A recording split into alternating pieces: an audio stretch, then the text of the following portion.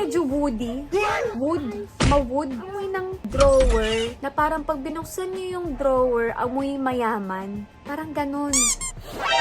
Mature yung amoy niya. Hindi naman amoy matanda. Hindi siya amoy matanda. Ang women nga siya. Parang panggan. Iba-iba talaga yung amoy niya habang tumatanda. Yung amoy niya nga, ma-woody siya.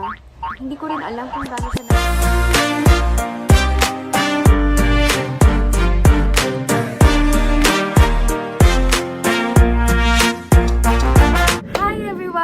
So, welcome back sa aking YouTube channel. And it's me again, Chloe. So, for today's vlog, magbablog lang ako about sa pabango nung Rix, which is yung this one. Ayan, yung Unstoppable. Hindi ko pa siya naaamoy. Actually, hindi ko to binili.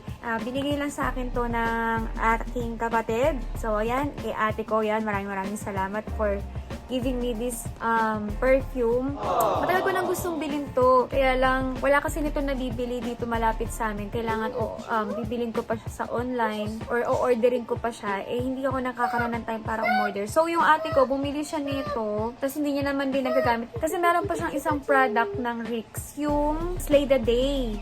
Ayan, meron pa siya noon. So, bumili siya nito. Dahil nabanguhan siya doon, bumili pa siya nito. Kaya lang, sabi niya, bigyan niya na lang daw sa akin to.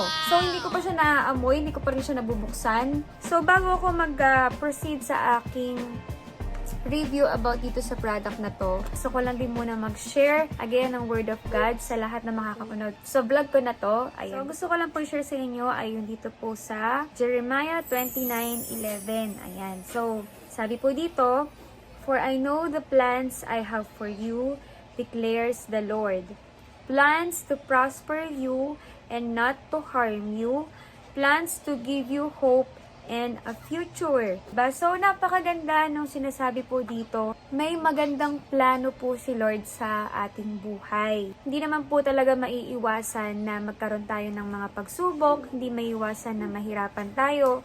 Hanggat nandito po tayo sa mundo, darating at darating po talaga yung mga pagsubok. Pero palagi po nating tatandaan na meron pong magandang plano si Lord sa ating buhay. Sa kabila po kasi lahat ng mga pagsubok na ating pinagdadaanan, meron po kasing magandang future na nakalaan po doon. Pine-prepare lang tayo ni Lord dun sa magandang plano niya, sa magandang future niya para sa atin. Kaya may mga pagkakataon na tayo po ay dumaranas ng mga pagsubok kasi gusto ni Lord na maging matatag tayo dun sa napakagandang future, napakagandang plano na inilaan niya para sa atin. Kung sa sariling pananaw lang kasi natin titingnan yung mga nangyayari sa ating buhay, mahirap po talagang solusyonan. Kung iisipin, kung titingnan, mahirap lagpasan. Pero sa paningin po kasi ni Lord, may magandang kinabukasan ng lahat na nangyayari. Ang kailangan lang natin gawin ay magtiwala kay Lord. At syempre, sa ating pagtitiwala kay Lord, dapat po ay tayo ay sumusunod sa kanyang kalooban. Kung ano ba yung kalooban ng Lord, ano ba yung gusto ni Lord na ginagawa natin bilang mga anak niya dito sa mundo. Para maranasan natin yung magandang plano ng ating Panginoon. Kasi kung hindi natin hahayaan na si Lord ang kumilos sa buhay natin, mahihirapan po talaga tayo. Kasi hindi po mawawala ang pagsubok. Sa totoo nga lang po, mas patindi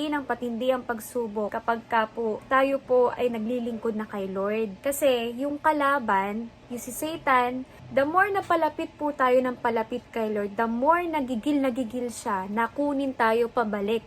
Diba? Kaya minsan, yung iba, parang sumusunod naman na ako kay Lord, ginagawa ko na yung kalooban niya. Pero bakit parang mas marami akong problema? Bakit parang mas marami akong iniisip? Bakit parang mas marami yung mga pagsubok sa buhay ko? Kasi, ayaw kasi ni Satan na mapunta tayo kay Lord. Gusto niya makasama niya tayo dun sa paghihirap kung saan yung pupuntahan niya. Kaya, ang gagawin ni Satan, babatuhan niya tayo talaga ng babatuhan ng napakaraming pagsubok hanggang sa bumigay tayo. Pero syempre, kailangan nating tibayan yung ating puso, yung isipan natin. Kailangan nating higpitan yung hawak natin kay Lord. Huwag tayo dapat na magpatalo sa ating kalaban. Kasi po, kapag nananampalataya tayo talaga kay Lord, kahit anong klaseng pagsubok pa yan, kahit na anong klaseng bagyo pa yan ng ating buhay, kahit gaano kalaki pa yung giant na yan na dumating sa ating buhay, malalagpasan natin yan. Kasi kasama natin si Lord, diba? Kapag naniniwala tayo na kasama natin si Lord, kapag naniniwala tayo sa pangako ng Panginoon sa ating buhay, malalagpasan natin ng kahit na anong klase ng pagsubok. Kasi nga po, ang sabi ng Lord, I know the plans I have for you. Alam ng Lord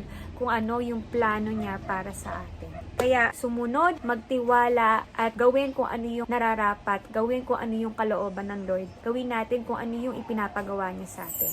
So, ayun, medyo napahaba yata yung aking share. So, ngayon, diretso na ako ngayon sa aking review about dito sa Unstoppable na pabango ng Rix. Bago ko siya buksan, gusto ko munang bigyan ng feedback yung box. So, maganda yung kanyang packaging. 50 ml siya. So, dyan nakalagay yung Unstoppable. Buksan na natin siya. Ako din pala. Ayan, medyo naaamoy ko na siya, pero ayoko muna amuyin. So, ayan siya. Ang ganda, diba? Ang cute niya. Ang ganda niya. Ayan, meron siyang wings dito, nakasabit. Ang social. Social. Maganda. So, sa packaging muna tayo. Medyo naaamoy ko siya, kaya medyo lumalayo ako. Maganda yung kanyang packaging. So, ito na.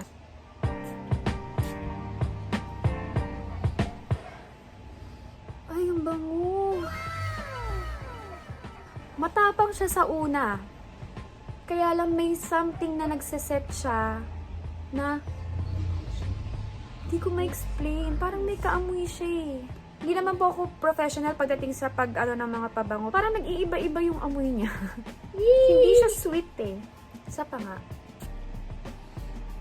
Sa unang spray, iba yung amoy niya. Tapos, parang medyo woody. Ma-wood yung amoy.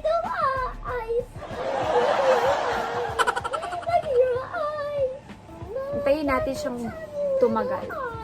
So, hindi ko alam hindi ko kasi mabigyan siya ng total review kung ano yung kaamoy niya. Kasi, hindi pa naman ako nagkaroon ng mamahalin na perfume, mga branded na perfume. Parang amoy cabinet. Alam niyo yung amoy ng drawer, na parang pag binuksan niyo yung drawer, amoy mayaman. Parang ganun.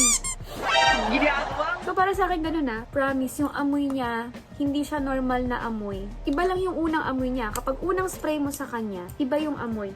Tapos, nag-iiba yung amoy niya kapag ka nagsaset na siya sa skin. Hindi ko siya masyadong ma-explain kasi nga hindi po ako expert pagdating sa pabango. Pero, gusto ko siya. Amoy mayaman, si Unstoppable. Ayan, flash ko na lang dito sa screen kung magkano siya. So, yan yung price niya kung sa mga gustong bumili at mag-try nitong Unstoppable na to ng Rix. Ang bango niya talaga. Iiba-iba talaga yung amoy niya habang tumatagal. So, yung amoy niya nga, ma-woody siya. Hindi ko rin alam kung gaano katagal naglalast yung amoy niya. Pero, sabi naman nila, tumatagal naman din siya ng mga ilang hours. Maganda siyang i-wear itong mga gantong pabango kapag pupunta ka sa mga events. Para bang pang-event yung amoy niya. Amoy pang, pang malakasan ba? Parang ganun yung amoy niya. Hindi ko alam kung gaano siya magtatagal sa akin kasi malakas ako sa pabango. All in all, nagustuhan ko naman itong perfume ng Rix na Unstoppable. Kung fan kayo ng mga sweets perfume, yung gusto nyong scent ay klase ng mga pa-baby, ganun, baka hindi nyo siya magustuhan dahil medyo pang-mature yung amoy niya. Hindi naman amoy matanda. Hindi siya amoy matanda. Yung amoy mature na parang woman. Amoy woman. Hindi siya amoy baby girl.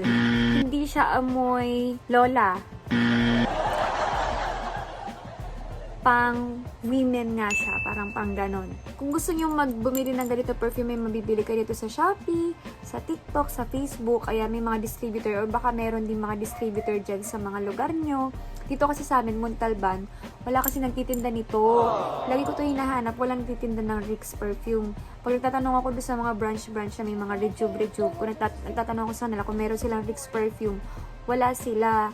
Sabi nila sa online daw na bibili yun. Or baka hindi lang sila mga distributor ng Rix, kaya wala silang ganito. So, ayun na guys, hanggang dito na lang at hindi ko na masyado patatagalin. So, again, kung gusto nyo bumili nito, search nyo lang Vicks Unstoppable. Kung gusto nyo ng mga palaban na pabango, na amoy mayaman, na hindi common. Kung gusto nyo yung amoy social, marirecommend ko sa inyo itong Vicks na to. Ang amoy niya ay medyo pangpalaban na babae na mayaman. Kaya nga siya unstoppable. Ang hindi mo siya mapipigilan. Para bang ganon. Palaban yung kanyang amoy. Ayun guys, so again, thank you so much for watching. Kung hindi ka pa nakakapag-subscribe sa aking YouTube channel, please click mo na yung subscribe button dyan. And kung nagustuhan mo nito ang aking video about dito sa Vicks Perfume na Unstoppable, please click mo na rin yung like button. Eh kung gusto mo na ma-update ka every time na nag-upload ako ng bagong video, click mo na rin yung notification bell dyan.